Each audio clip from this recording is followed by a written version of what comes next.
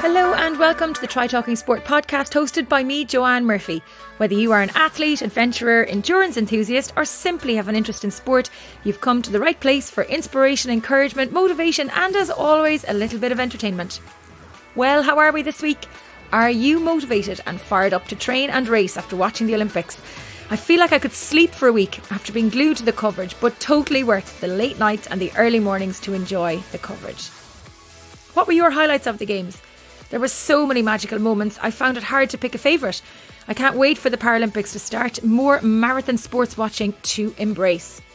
I finally dug out my wetsuit and tri-suit last week, yes, don't laugh, and took part in the Galway Triathlon Club Aquathon training race, a 900 metre river swim and a 5k run. I was so nervous. The last time I raced a triathlon was at Ironman 70.3 in Mallorca in 2017. Yes, 2017. It seems like so long ago. My wetsuit had barely been worn since then, so it was some shock getting used to it. It was so weird being a participant rather than a spectator or announcer at the race start, but it was so much fun and I even surprised myself with my own performance and how much I actually enjoyed it. I was simply buzzing after it. I've also signed up to the Galway-based Swim for Cancer Care West this month, a challenge to complete 13 kilometres of open water swimming throughout the month of August. You can find out more about that on the website www.trytalkingsport. Now, I got off to a slow start, but I am hoping to make up some distance and time as the month progresses. The plan/challenge for me is to complete the minimum 13k in skins and then try to get as much additional distance completed as possible in either skins or the wetsuit. I suspect I'll be spending a lot of time in the water towards the end of this month. It will be a race against time, weather and jellyfish to try and complete it. Never mind that my arms will probably be falling off me by the end of the month, but it will be worth it. Now, speaking of racing, Chris Minturn took third place at Ironman Poland 70.3 Gdynia at the weekend. His first international podium as a professional athlete. Go Chris. Such a fabulous performance by the Cork man. There are plenty more podiums to come for him and I can't wait to see how his racing unfolds over the coming months. Closer to home, Joe Barr raced the Wild Atlantic Way last week, his second attempt at completing the distance from Muff in Donegal to Kinsale in County Cork. Whilst his Guinness World Record was waiting validation at the time of recording this, he covered 2,434 kilometres with over 23,000 metres of climbing in 127 hours and 46 minutes. Let's just digest that for a minute. 2,434 kilometres, 23,000 metres of climbing in 127 hours and 46 minutes. He is a machine. It was unreal. This week on the podcast, I chat with Sam Laidlow, a young, hungry, ambitious and successful triathlete who has some serious goals and aspirations in sport, including winning the IRONMAN World Championships. He will be the youngest professional athlete at 22 years of age on the startline in Kona this year, earning his slot at IRONMAN UK last month. With a string of successes to his name already, including being the winner of the Bearman Extreme Long Distance Triathlon in 2017 and the Lakesman in 2019, where he set the fastest long distance triathlon time ever recorded in the UK. He won that race in a time of 8 hours and 21 minutes. In the same year, he finished 7th at Ironman Barcelona in a time of 8:05. He was recently second at Ironman UK behind Joe Skipper, which saw him jump up the PTO rankings to 26th on the global list. Moving to France's family as a young child, he grew up embedded and engrossed in triathlon as his parents set up Sanctuaire Sportifs triathlon training camps in the south of France. Surrounded by sport, meeting a wide range of athletes from different cultures and backgrounds, his passion for triathlon was fuelled and the fire ignited to pursue a life in sport where anything is possible. Sam has a drive, focus and commitment to the sport that many of us can be inspired by. He is still very young in age, but he is very much dedicated to his craft. He may have big goals and dreams, but I fully expect that those goals and dreams will become a reality, and Sam Laidlow is one to watch for the future. Enjoy the show. Sam, welcome to the Try Talking Sport podcast. Thanks for having me on my first Irish podcast. First and only Irish podcast, maybe. So Sam, tell me, where in the world are you today and what are you up to? I am in the south of France in a place called Formaux, which is the National Altitude Training Centre here in France. Lots of the Olympians have just left for Tokyo. Some are coming back. So I'm kind of living like a monk and training. living like a monk in training, but this is the life you've chosen. Yeah. I mean, it's a simple life, but no, yeah, you have to enjoy the simple things. And sometimes when I have a main goal in sight, I like to just basically put all the chances towards chances I've got to perform, if you know what I mean. And it means cutting out all the little things that you normally have to do. Like, I don't know whether it's, well, I say go shopping, I still have to go shopping, but you know what I mean. I mean, it's very limited what I have to do here. There aren't any nightclubs, there are a few bars, but I haven't been to them. So yeah, I'm just focused and determined, ready to train. Sam, you were second at Ironman UK about a month ago now at this stage. You've also won the Lakesman Triathlon and did a blistering race there in 2019, a record that still stands on British soil. Yeah. You've kind of flown under the radar a little bit maybe until kind of 2019, and obviously COVID came in then last year, and you've had some fantastic results as well this year. But for the listeners who mightn't be familiar with you, I want to take you right back and tell me, how did you get involved in sport generally? Like, as a kid growing up, how did you end up in triathlon? How did you end up in France? I'll try and tell the story in a different way than I normally do, because I get the feeling by now everybody knows that all my family are in triathlon. So basically they moved to France when I was 3 years old, with a kind of dream idea of setting up a business in the sunny south of France and it all being plain sailing. And turns out it's bloody tough to own a business in France. And so I basically saw them struggle and work. And I think that's partly where my work ethic comes from. Now they have a very successful business, and every year we're doing better. And yeah, I think it was also the perfect environment for me, basically, because we're a very small family run business, and I got to see people from all different cultures all over the world come to our place, and we eat with them, train with them. And when you're growing up like that, I mean, you can't, just every person I've met has played a small role. I've taken the positives from each person and learned from that. And what was the connection to France? They were just looking for, well, let's be honest, nobody's going to come on the training camp to the UK, are they? So they wanted to set up a triathlon training camp business, and they looked all over France, and they just kept going south until basically we couldn't really get any further south. Otherwise it was Spain. But then at the time Michelle's family didn't want to go to Spain, so yeah, we decided to stop there, and now we love it. We wouldn't think of going back. We do, I think, miss the British people a bit, but not so much Britain. And in terms of, I suppose, your own background in sport, then you're growing up surrounded by all of these different nationalities, these cultures, these athletes coming and going in your life. But from your own perspective, when did you start showing an interest in sport? Showing an interest in sport in general, I've always loved all different sports, and I did a bit of everything as a kid. My parents were very good at not forcing triathlon on me, and I did a fair bit of skateboarding, a fair bit of handball, a fair bit of rugby. Yeah, pretty much everything. And then it just slowly narrowed down as I got older, and every year, I mean, I was watching Kona, and I was just like, from very early on, I knew that's what I wanted to do. And if you would have asked me when I was like 8 or 9, if you asked me what I wanted to do later on, I'd say, yeah, I want to be a professional triathlete, and I want to win Kona. And I haven't really deviated too much from that goal. And I'm lucky enough to have found what I really wanted to do in life very early on, which I feel some people don't necessarily have, if you know what I mean, or they find it later on. So what's your very first memory of Kona? Just staying up at night, because it's not obviously in our time zone, and so just endless nights where you watch them, and then the bike seems boring as hell, but I didn't find it boring, and everybody else would fall asleep, and it's still the same to this day. I mean, even now, last year I remember watching it, and my whole family fell asleep apart from me, and this year I'm gonna be there, so it's gonna be pretty cool. Yeah, so you were second at Ironman UK in Bolton, and I know you had wanted to win it. That was your goal, but your other goal was to qualify for Kona. And in fact, you have another goal, which is to go sub 8 this year. Barcelona, you did an 8:05 there, so you do have your eyes on a sub 8 hour Ironman somewhere. But talk to me about the excitement around going to Kona before we come back and talk about your previous racing results.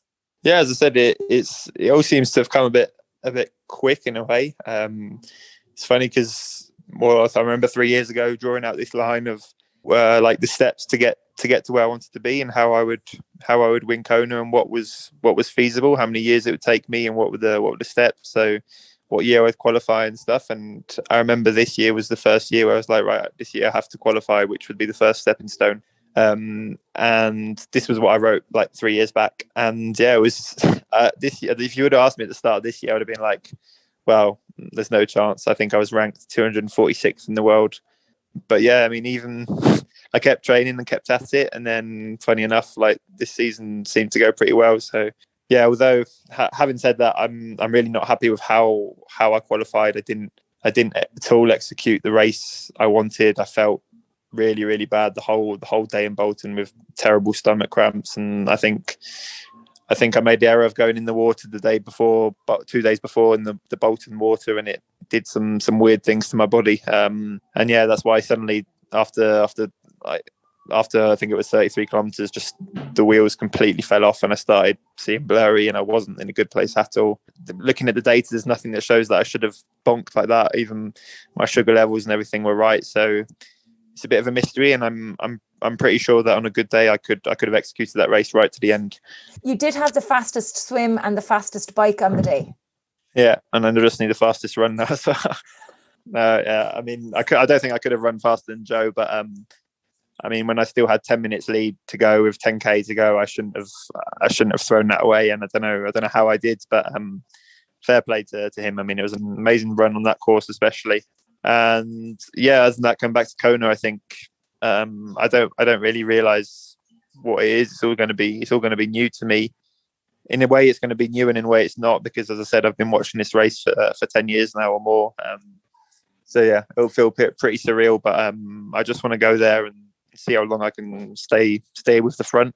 And then if I blow up, I blow up. But that's just the way I like to race, and we'll see what happens. You mentioned in your blog after Bolton that you hit the wall very hard and went to the scariest place you've ever been.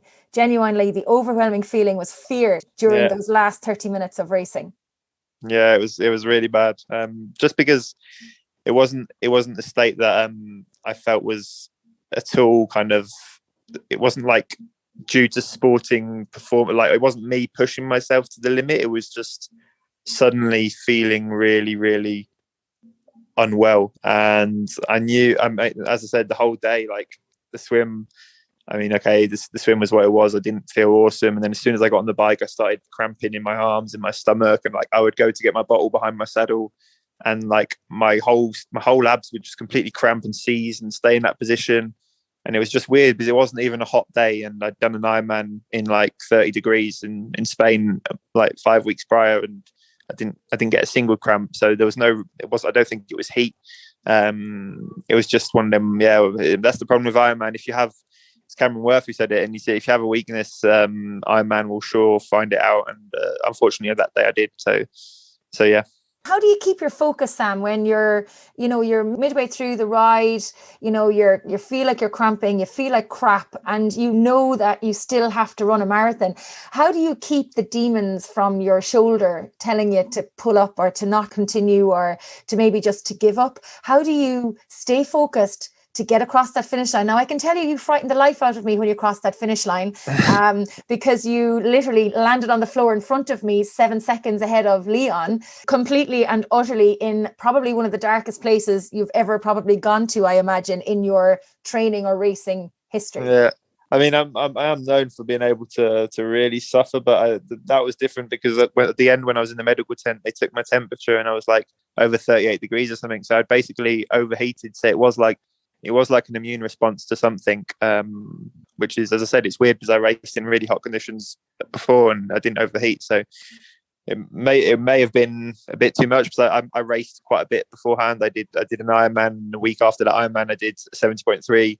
And then 4 weeks after that, I came to Bolton. So I don't know if that plays a role. But yeah, what keeps me motivated? I mean, for starters, on the bike, I really felt like quitting, but I was first and I had like a 10-minute lead, so that I couldn't quit then. So that's one of the things. But then on the run, when it gets really, really horrible, what keeps me going, I've noticed, is the bigger the team I create around me, kind of the more people that support me, the more people I have to let down. And I don't think I've ever really done this sport or this whole project of mine for myself. In a way, I've kind of done it to give back to all those who have invested time, and which are primarily my family, and those who really believed in me. But slowly I've come to realize that the bigger the team I create, the more people I have to let down. So I just can't, if you know what I mean. And it's one thing I think the very best people are great at doing, if you know what I mean, whether it's Jan in triathlon or Hamilton in Formula One. It's just that I genuinely think that they've got so many people to let down that they don't leave themselves that choice.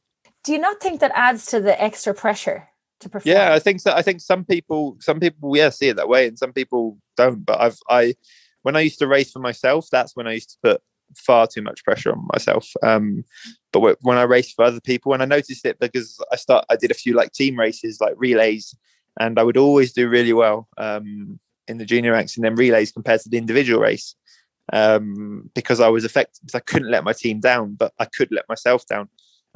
So that's what I tell myself. And the main driving force is really my brother. I have a younger brother who's 10 years younger, and I just want to be an example, to be honest, and show that you can achieve whatever you want. I saw a gorgeous photograph of you and your brother on Instagram during the week. So he's obviously not with you in your monk camp in France at the moment. No, he's not. No, he's not. He's at home at the skate park and playing with his mates, far too busy to be thinking about me, which is good at his age.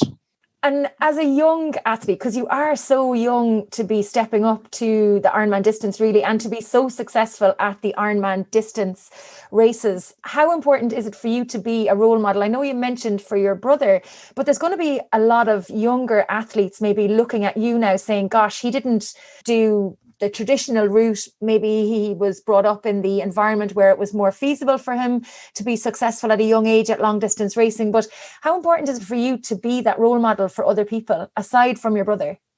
Yeah, I think it's something that really keeps me motivated. I know that hopefully in a few years we'll see athletes go straight into Ironman, and up until now it's been really frowned upon.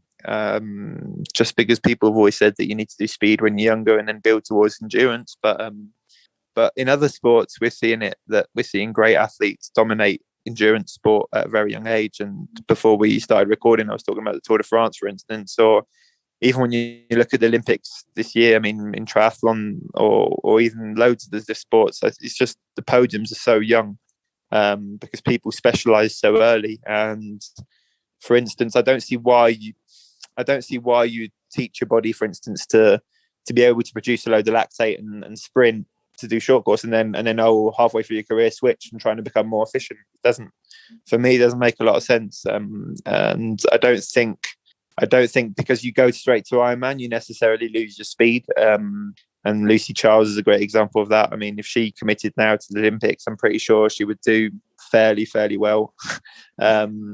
So yeah, I think it's just a question of time before it comes to triathlon, and I feel kind of privileged that I am one of the first people to make that move so young. But it was a really hard decision to switch from, because I was just naturally always getting pulled into train tracks. Even though I wanted to always do Kona, I was naturally going down the short course route because that's what the federation supported, and they would send us to these races and that races, and that's what I just presumed was what I had to do.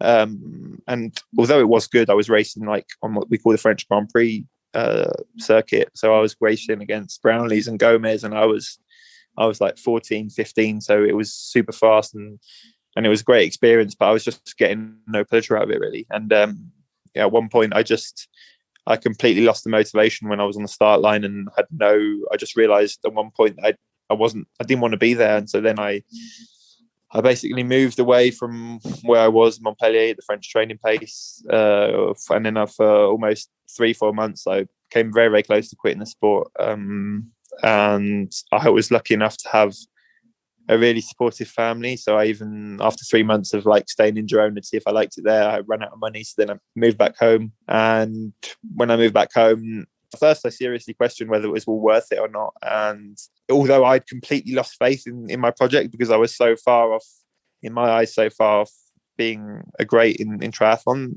I don't think my parents ever lost faith.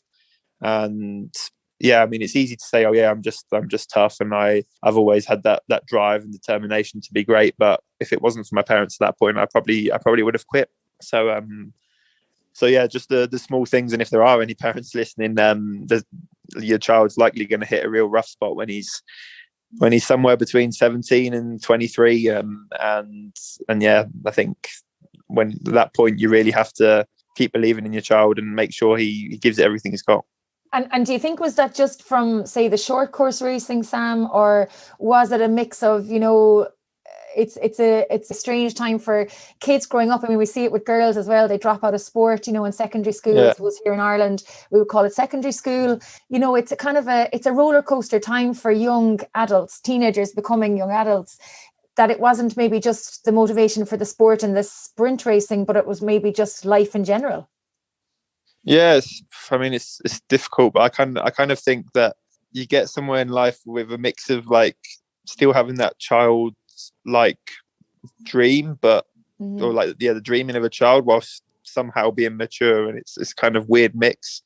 Yeah, I guess when you hit that spot, you're often, so you as I said, you're a child and you're dreaming of whatever you want to be, an astronaut or whatever you want to be, and then slowly you go to school and people tell you to become a whatever, an accountant or this or that, and you're young, so you don't think of anything else, if you know what I mean, unless you're really stubborn like I am. Then you're not going to question it, and so slowly people kind of dampen your dreams, and then you get to that age where you have to make a decision. So it's like, okay, now do I study and stop sport, or in the UK you can, it's quite good for studying and doing sport still, but then you get to a point where you need to choose if you get a job and do sport, but in France it's really difficult and it's really sudden. You can kind of do sport and school really well at a younger age, but then suddenly as soon as you've passed your baccalaureate, so when you're 18, it's like, okay, now you have to make a decision. You either commit fully to sport and hope you make it, or just do studies, if you know what I mean. And I know very, very few people have done both. It's very hard in France. So yeah, I mean, it's difficult. And obviously lots of parents, I think, want that kind of, don't know anything else either, and they just want that financial security of earning a living. Proper job, Sam, a proper job. Yeah, exactly, a proper job. And people have said that 1,000 times to me, and my mum would always get super annoyed because she'd say like things like, well, you don't go asking the doctor what he's going to do next to his job of a doctor as a proper job, like. Yeah. And I'm not being disrespectful about not saying it's a proper job, because my mother continues to say to me, when are you going back to getting a proper job? I had a proper job for many years and ditched it all in. But there is that side of it there, and I think there's a huge part of it, Sam, as well as, following your passion and following your dream. And I think, we'll often come back to it. If you had gone on to college or university rather than pursuing the full-time athlete aspect of it, professional triathlete side, you would have found a way to participate in triathlon anyway, I think, would you? I probably, no, I think as I said before, if it wasn't for my parents and stuff, I probably would have stopped. And I'm pretty convinced that whatever I would have taken up, I would have been very committed to. So if I'd stopped triathlon, I would have committed fully to whatever it was I was doing, if you know what I mean. One thing that I do think is really important is kids who do sport young kind of get taught self-discipline and respect, and so many factors that I think play a role in even in business, if you know what I mean, in general. So even if they weren't to go down the sporting line, I think what you can gain from doing sports as a young kid is really great. And even adults who haven't done it, who then take up sport, it just kind of, I think you see it so much, but it gives them a kind of almost like a more self-respect and more self-worth, and just getting into a routine, I think is really important. And both my dad and me coach athletes, and we see it so much. It's just that they're they're paying for the coaching, but they're also paying, more than anything, they're paying for somebody to keep on top of them and to kind of keep that routine going for them, if you know what I mean, because they want to go to bed each night knowing what session they're going to do the next day. And also feel like they've accomplished something on the day that they've done something as well. And what's quite interesting there, Sam, is that you talk about, I suppose the traits or the characteristics that we have as athletes. And when you go to look at people hiring staff for work or for all those proper jobs that we didn't mention earlier, you're looking at discipline, routine, organizational skills, communication skills. All of those things are transferable, that when you are an athlete, they're transferable into a business sense. And as a professional triathlete, you are a mini business yourself. Yeah. And I mean, it's something that I'm only just starting to realize this year, but because only from this year I started to work with a manager and as I said, create just a team around you, if you know what I mean. And I'm honestly amazed by how, coming back to, like, for instance, Formula One, how whoever's like the manager or the whatever you call him at the Mercedes, how many people are under him and how you organize that many people. It's just bonkers, if you know what I mean. It's such a long chain, and that's what makes success. And I think, as I said before, Jan's got an amazing team, and more than anything, that's what makes him so good, in my eyes. There is I think it's an African proverb, and it's, if you want to go fast, go alone. If you want to go far, go together. Yeah, definitely. Yeah. I don't know if it's African, but yeah, I've heard it before. I think it might be African. Now, I could be. I think it's Irish. It could be Irish. I could try and put an Irish twist on it, but I'd have to probably mention leprechauns and shamrocks and Guinness and things like that. Sam, we kind of skipped and rambled an awful lot there in what we were chatting about, which was great. But will you come back and tell the listeners for me, your trajectory from the time you got into racing, I suppose, really on doing some of those sprint races and the Grand Prix, and how you've ended up now ranked number 26 in the PTO rankings.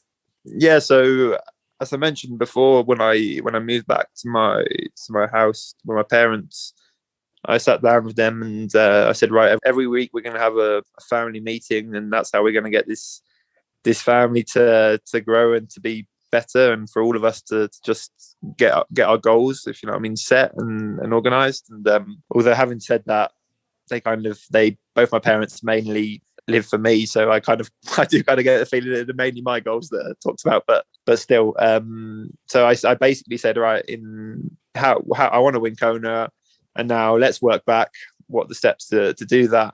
And so I think I never, once I'd come back home, I was pretty adamant I wanted to do long distance, and ever since I'd been a kid, I've always been able to just go on for longer, and it's always been what I wanted and enjoyed. So at one point I had to stop the short course because I was a good swimmer and a good biker, but I didn't have the run speed. Before I did Ironman, I would have told you, just because I was a terrible runner as such, but I've done a few Ironmans now where my run's almost been better than my bike and my swim. So it wasn't that I wasn't good, it was just that I didn't necessarily have the speed. And so I think the first Ironman I did was when I was 18. I did the Bearman, which is an Ironman my parents organised, and at that point I hadn't quite moved back home, so I've gone back again. I was still completely racing short course, and I was just like, it was the end of the season, and I was like, 2 days before, I said to my dad, if I started, how far do you think I could go? Bear in mind, this is like one of the hardest Ironmans in the world. It's got like 5,000 meters of climbing on the bike or whatever, and 2.5 on the run. And so I asked my dad, if I started, how far could I stay in front? And he said, well, I don't know. So I was like, right, let's do it. And I came off the bike with like a 30-minute lead. And from that point on, I just had to not walk really. And so I hobbled around and won that. And that's when I believed that I could actually carry on forever. Although Bolton this year really showed that I couldn't. So from there on, my initial goal was to go sub-8 in Barcelona at 20 years old. And so a year before, I'd committed to that, and I trained my arse off, and already the races are not in October, and already in February I was like peaking. I didn't realize how much I trained and how fit I was, and I knew nothing at that point about how to peak for a race or whatever. And so I remember coming back from a camp in Lanzarote and doing my monthly blood checkups, and I was like, in my head, I'd just come back from the best camp of my life, and I was like, oh, my bloods are going to be great. And the doctor was like, oh no, Sam, you've pushed it too far. You need to take 2 weeks off at least. And obviously this was like, the season was just starting, so I wasn't going to take 2 weeks off. I was like, nah, I feel good, carry on. And from that point on, it was just a real roller coaster. And I went to some really dark places during that season, because there was just so many highs, so many lows. If you know what I mean. I think that was the year I won the Lakesman, even though I wasn't planning to do that race. My dad was down to do it, but he got injured, so I just went and did it. That went really well, because I ran like a 2:47 marathon or something, which for me is something I didn't think I was capable of. And after that, it just went back downhill again. I put on a load of weight, broke a rib, and this was like I still had a month. I think I had a month to go before Barcelona, and I was so unfit in my terms. And so I decided I had to do everything I could. So I moved to a friend's house in Austria and lived like a monk in Austria. Stopped eating carbs, just a load of stupid things. Lost about 10 kilos in a month, and got to Barcelona, and I was only on 2 cylinders, really, if you know what I mean. So I'm really happy with what I did on the day, but I knew I had so much more in me. I had no strength. As I said, I stopped eating carbs, so I couldn't, whatever fuel I was taking on board, I wasn't really using it. And so yeah, but in a way I don't regret anything, because I'm happy to have made them mistakes when I'm 20 and not when somebody starts doing Ironman when they're 30, if you know what I mean. So yeah, hopefully that's why people say, oh yeah, this guy's just lucky and he's full of talent. But I've been doing triathlon since I've been 4 years old, so I've got plenty of experience, if you know what I mean. I'm not a big believer in talent, to be honest. You're not a big believer in talent? No, not at all. Come on. I swear I'm not, because like I could give you 1,000,001 examples, but I was the kid at the school cross country. I'd be the only one who would train. I would never ever win it. I would always be like 5th, 6th, 7th out of a class of 20, if you know what I mean. And this is just in your local school cross country. And there was so many things. But for instance, so where I'm at now, Formo, when I was 13, I moved here. I'm like to go to like a sports school, which is here. And there was a selection process to get through. And I think 6 of us applied, and I finished 5th. And I didn't get chosen initially, but then for whatever reason, the first 4 people were all in the year above. So and there was no more spaces in that class.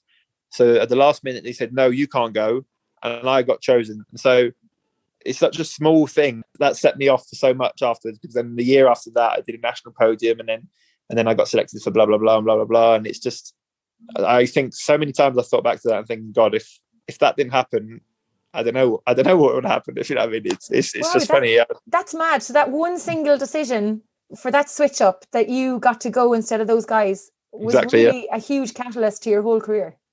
Massively, yeah. I mean, yeah, as I said, I don't know what would have happened. I don't think I would have stopped triathlon immediately, but it opened so many doors. As I said, yeah, in the national podium, and then afterwards I got selected by the French Federation to go on their team camps, and then from team camps to the team centre, and then from team centre to Poissy, which is the best triathlon club. And yeah, it's funny how then small things always happen to some. Yeah, so I do feel really lucky in that sense. Now, but I'm sure the French Federation didn't just take you on your good looks and your good hair. They obviously saw some form of talent. So there has to be some talent somewhere. I mean, yeah, but then also I was the guy when I was on that sports school. I was the guy who, I remember we used to finish school at 4:30, and then we had to go back to like what we call study, at 5:15, and I would like rush from the bell to go to where we used to have our turbo trainers, quickly put my bike on turbo trainer, pedal for like 25 minutes, and then hop back on my school stuff on as if I'd never done a training session. And yeah, more than once I got seriously told off by the coach. But yeah, so I've always had that urge to just work very hard, and sometimes almost too much, because one of the problems with endurance sport is that it's not like people think it's kind of the no pain, no gain kind of philosophy, and the more you train, the better you are. But it's such, I mean, especially Ironman, it's such a one day particular event where you have to be so good, and it's sports endurance is a science also, so it's not just about who trains the most, if you know what I mean. There's 1,000,001 people who train more than me, and there's 1,000,001 people who train more than Frodeno, who's the best guy at the moment. So it's about just knowing what suits you and kind of managing to have confidence, because what I've come to notice is when I've invested too much and tried to work too hard, the results don't necessarily follow. For me, results come with pleasure and enjoyment, but that pleasure and enjoyment comes with kind of, for me, well, it comes, for everybody it comes from something different, but for me it comes from having a balanced lifestyle, and that balanced lifestyle includes having family and training regularly. And to train regularly, well, you need to not push too hard, because if not, then you'll be injured and then you will be down. And so there's so many factors to juggle. And I suppose it's really about getting the consistency across all levels. Like, there's no point in going hell for leather for 3 weeks and then getting injured and having to take another 3 weeks off. Whereas if you recovered properly after your sessions, it didn't go too hard. And I think we, even as age group athletes, we probably are victims of our own success in a way, because we probably overtrain and try to juggle too much stuff. And then we can't understand why we're not getting the results. Or even with Zwift, like I was addicted to Zwift earlier in the year. I absolutely loved it. I still love it, but I'm not on it as much. But you would get addicted to racing on it 2 nights a week, and then you're fecked. You can't get out on the bike 2 other days. So it's absolutely pointless killing yourself for 2 races if you can't swim, bike or run on other days because you're too wrecked after it. Oh, massively. Yeah. I think lots of age groupers kind of race to train rather than train to race, if you know what I mean. And I totally understand why, because I've got right in my head now, I've got this picture of a great friend of ours who comes out on camp, who's also Irish, who he's an ex boxer, and he's just got that mentality of just like suffering as much as possible. And I've so many times I've told him to just kind of like remember that training, the whole point of training is to train your body. You know what I mean? It's not to, it's in the word, training your body. It's not like trying to wreck your body. But you understand, because people have had a day at work and they've only got 45 minutes to train, and they're like, I need to make the most of it. Let's kill these sessions, and then afterwards I feel great. You know what I mean? But yeah, consistency doesn't necessarily come like that. And just a lot of, we do a very boring sport in the sense that it's purely aerobic. So just doing a lot of simple aerobic work is a good starter for most age groupers, I think. I want to come back to just that comment you made about throwing your bike up on the turbo in between your sessions and your schooling. Were you as dedicated to your schooling as you were to your training when you were in school? I've always hated school, but luckily I never struggled really. So yeah, I was in the top 1% of my of the second biggest school in France, which is a claim to fame I'm not really fussed about, but yeah. You were in the top 1%? Yeah, I was, yeah. Oh wow. But, and you're coached by your dad, isn't that right? Yeah, I am now, yeah. So for the last 3 years I've been coached by my dad. 3.5 years. Basically when I moved back home, I asked him to coach me. He's been a professional coach for 20 plus years now. Can I ask, Sam, sorry, I know you were going to say something there, but can I ask, how does he or how do you draw the line between parent and child versus coach and athlete? People always ask me that question, but I've never known anything else, if you know what I mean, because I've grown up with my dad coaching athletes and coaching people and coaching me, coaching my mum, and now my brother. And yeah, so I guess when you don't know anything else, then you don't really question it. Is he harder on you than he is to some of the other athletes because he can get away with it? He's nowhere near hard enough on me, I don't think. He keeps telling me to eat more Haribos and have beers and stuff. So I kind of get the feeling that if I listen to him too much, I wouldn't be where I'm at today. But he knows what I'm like, and he knows that I'm often too hard on myself. And as I said before, kind of the results come with like pleasure, and if you don't enjoy what you're doing, then yeah. So no, he's always found that balance, and also he's very good at moving on to something quickly. So even if we did have a row or something in the session, it generally only lasts that session, and then we move on to something else, if you know what I mean. There's other things in life that are more important. So yeah. Yeah, I just find it, quite intriguing. finding that balance between telling your dad as your coach, like, I'm not doing that session, like, I'm going to be a petulant child, I'm not doing it, versus being coached by an outsider and turning around to them. Would you be as stubborn saying, I'm not doing that session, or would you go ahead and do it anyway? Do you know that kind of way, like the different relationship dynamics exactly that you would have? What you mean. But I think one of the things that he's been brilliant at is he knows that part of my success comes with confidence, and that's same with anybody's. Like, if you coach an athlete and that athlete doesn't believe in you, no matter how good your coaching is, you're not going to make him perform. That's just the way it is. So often, if I propose something as a session, if you know what I mean, he'll just make me, he'll let me do it, and then if it's wrong, then I'll realize for myself. Okay. And then, but no, we're very good at kind of working together. So I wouldn't say that he just writes my plan, if you know what I mean, and then I follow it to the T. Even though I would love to be like that, I would really love to be like that, but unfortunately, I'm not at all like that. And I've always questioned all my coaches that I've had, and that's just, unfortunately, it's the way I am. But having said that, my dad is the person I question the least, if you know what I mean. All my other coaches, in my head, there was lots of things that I knew that they were telling me to do that they weren't necessarily right. And because I've always been so interested in sports science also, and kind of just my own results, I always wanted the best for me. And as I said before, I'm very stubborn, so I can think I'm right, and I'm not, if you know what I mean. So it hasn't always been great, you know. And the other side of it as well is, it's very positive because your dad is so invested in your success and your future, and your dad will want the best for you. So I can totally understand him wanting you not to be totally focused and being a monk and actually having a couple of beers and while maybe watching Love Island or something while you're eating your Haribos. Unfortunately, and I think this is why I came second in Bolton.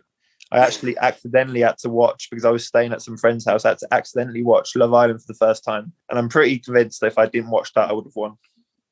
I wonder, did Joe Skipper watch Love Island before the race? Oh, he definitely watches Love Island, yeah. So, Camilla, there's lots of banter between you and Joe Skipper. What's the story? Oh, nothing. It just annoys me that somebody who swims so badly does Ironman. But no, it's all good banter. I mean, I think people often are quick to kind of, are quite easily naive in that sense, if you know what I mean. And it's funny because then between us, like, we always send us messages like, oh, look what this guy said, look what that guy said. But so it's a friendly rivalry, and it's obviously good for both of you in terms of profile and having fun, as well as part of the rivalry that you have when you're on the start line. Yeah, definitely. It certainly adds a bit more fuel to the fire on race day. And I think, to be honest, Cameron Worth was the first guy. Oh, well, in this generation, Cameron Worth was the first guy to bring it. Chris McCormack did it very well before. And I think it's great. I mean, that's what people watch it for.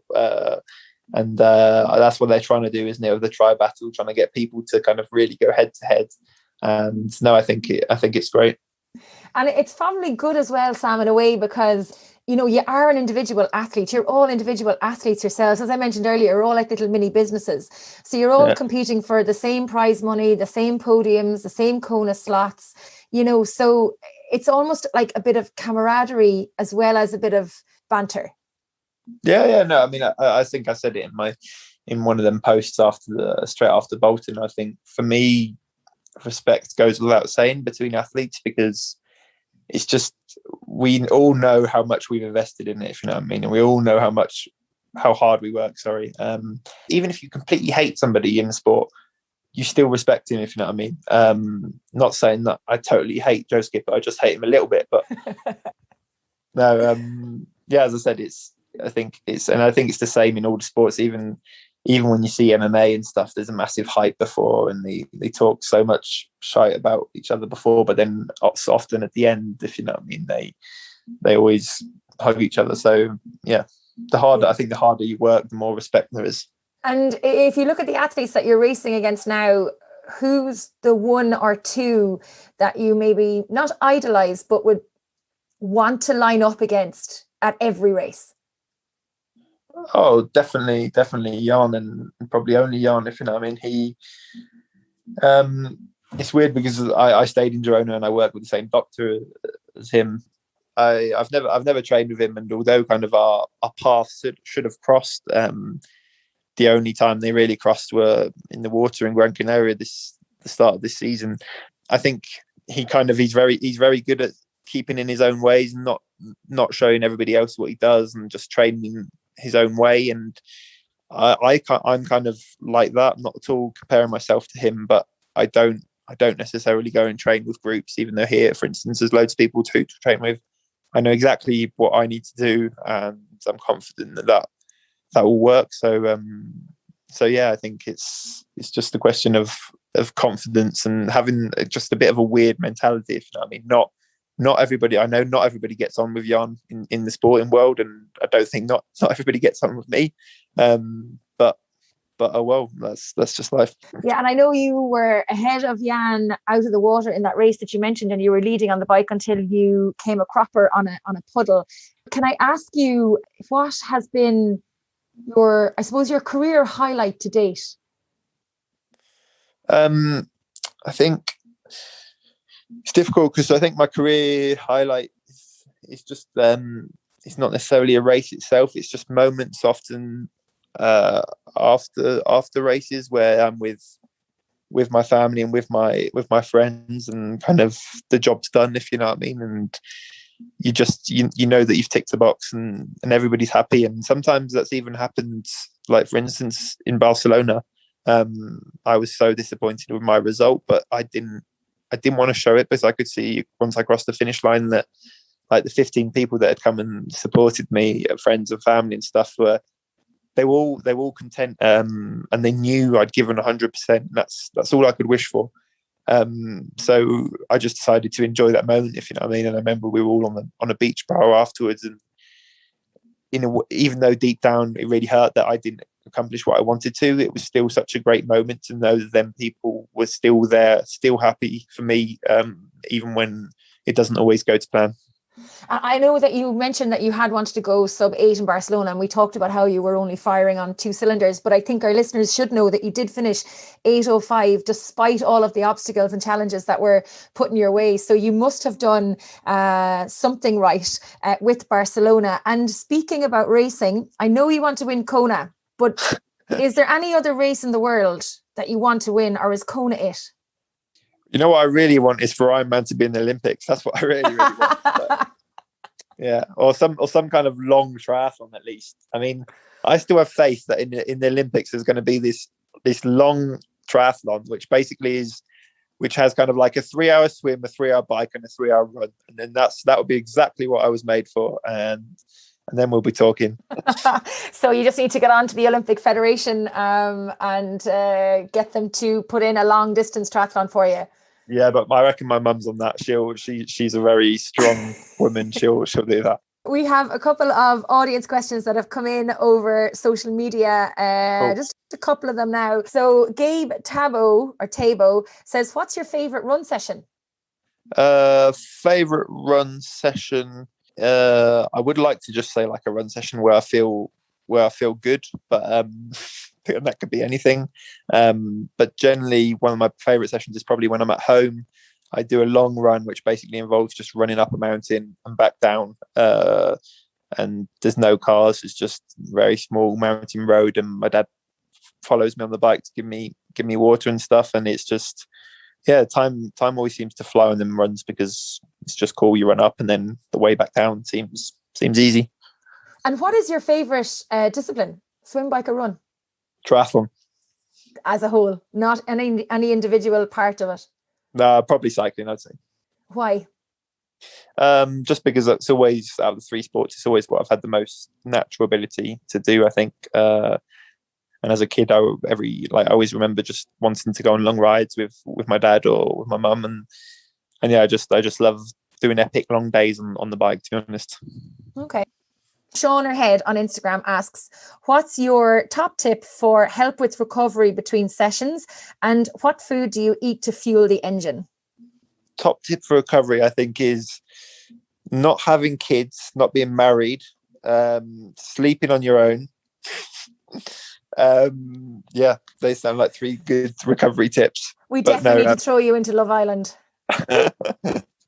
I pay very close attention to my nutrition and just in general. I think one of the biggest things to do is just kind of is preparation.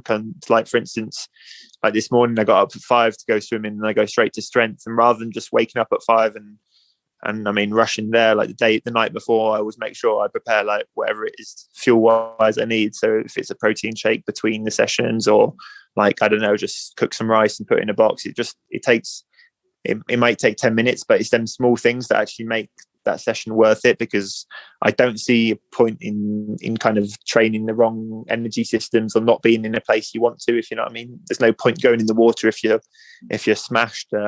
So yeah, kind of, I think the biggest priority for me is putting your health before your training, if you know what I mean. So if you're not healthy, there's no point in trying to train your body. So yeah, just kind of keeping always on top of your health before you trying to get fit. I think that's very good advice. And then the second part of that question was, what food do you eat to fuel your engine? A lot of carbohydrates. Haribo? I used to. Yeah. Haribos are very good. Even we have a factory not that far from us, so Haribos are very good. Other than that, I use Endurance, which is a kind of prototype company based in, I can't remember if it's Slovenia, Slovakia. God, they're going to hate me for saying the wrong country. And so I generally just, when I'm training, a lot of carbs, and outside of that, I try and it's amazing how much protein, like as an athlete, you do need. And I think a lot of kind of people in their day-to-day life don't necessarily have enough protein, because if you think about how much time a triathlete spends breaking down his muscles, then you do need some protein. Do you use the Super Sapiens app? Yep, I have been using it, and they're even sponsoring me now. Brilliant. So I put it on for the first time in Bolton, because they were handing them out there, and I said if I win, will you sponsor me? And I didn't, but they like my style, so yeah, it's cool. And how addicted to the numbers are you? Because I've been wearing one as well since Bolton, obviously various ones, because they last for 14 days, but I'm definitely addicted to the numbers. Yeah, I think it's really good. What I've noticed, for instance, is I used to wake up quite a bit during the night, like to go to the toilet or whatever, and I never really knew why. And now I've noticed that it's basically every time my blood sugar levels go too low, my body's like wakes up and thinks it needs a wee, but I don't. I just need some Haribos. So like twice a night, I probably wake up and have a handful of Haribos and go back to sleep. After a big day's training, not every night. No, and we definitely need to get Haribo sponsoring you now as well. Yeah, I know. Yeah. That'd be a life goal. That'd be a life goal. That and winning Kona. Yeah, definitely. But it was really good for in Bolton, when I hit the wall, I presumed it would have been sugar, but looking at the data, it wasn't at all. Like, my sugar levels were fine. So it's good to know, because I probably would have changed like all my nutrition. I've done something stupid if I didn't have that. Yeah, it's definitely very interesting, and from a personal perspective as well. Like, even just I've been watching what I eat and when I eat, and the spikes and the highs and the lows of the glucose level. It's really interesting, and I know I can eat too many Magnums after a hard Zwift race. My glucose levels don't spike, so that's always good. Well, that's worth it, and just for that. Totally. Now I'd say a third one would be gluttony.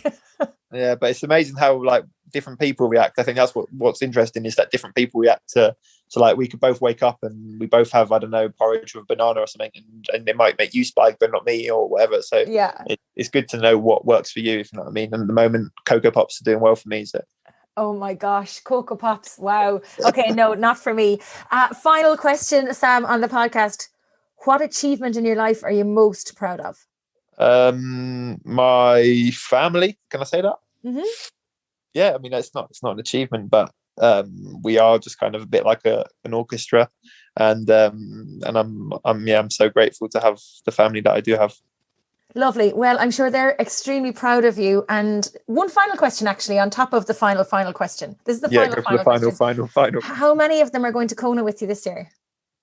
hopefully all well, my main team, so my brother and my parents, hopefully they'll be able to come.